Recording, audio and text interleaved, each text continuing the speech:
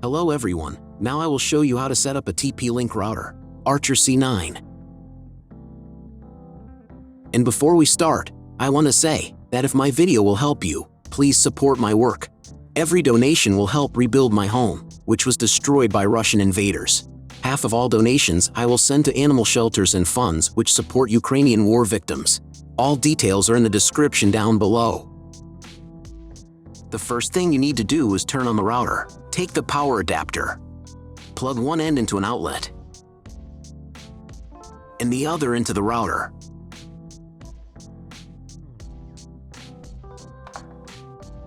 On some models, you need to press the power button.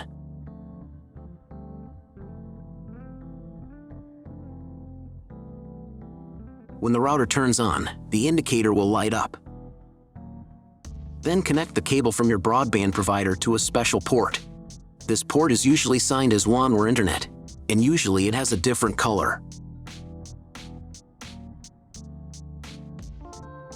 Each cable should be inserted until it clicks. Next, insert one end of the Ethernet cable that comes with the router into one of the LAN ports.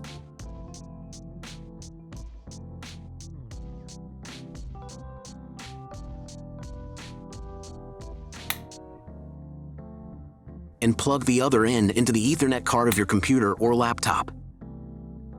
Great, we connected the router to your computer. Now you need to set it up. But first, I will show you another method how you can connect the router if you do not have an Ethernet cable or your computer does not have an Ethernet port. All you need to do is connect the router with the power adapter and the cable of your internet provider.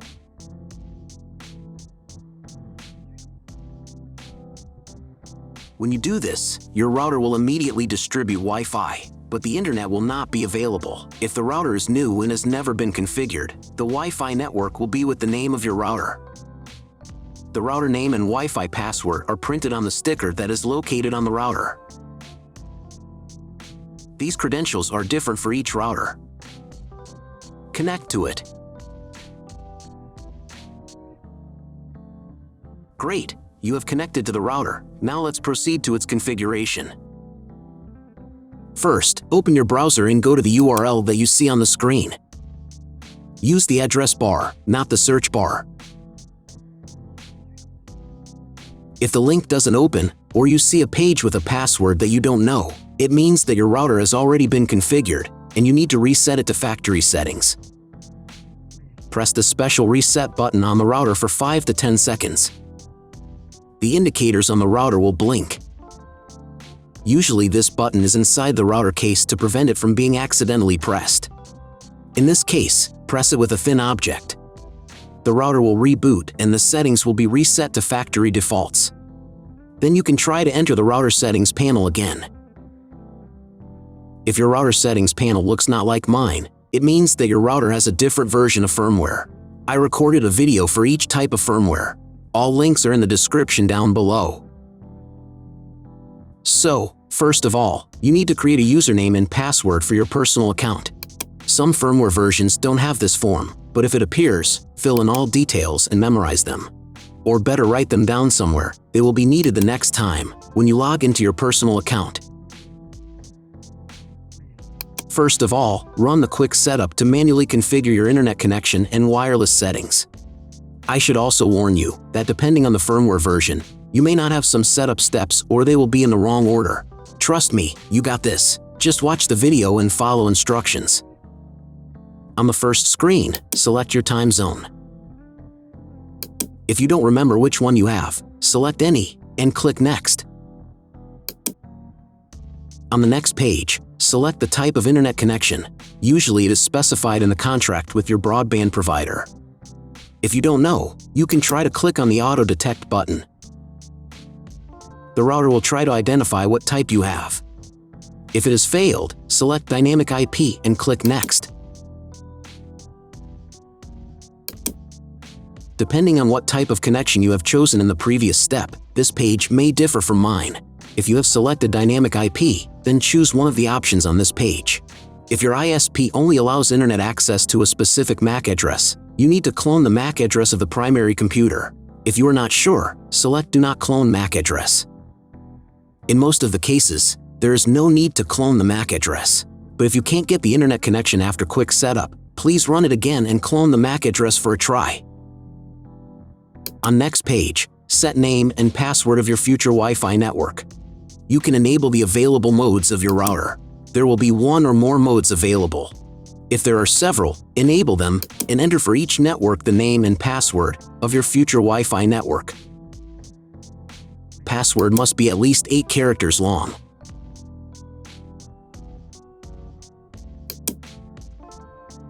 When you write the credentials, click on the Next button. On the next page, you will see all the information that you specified earlier. Click the Save button and wait until the settings are saved.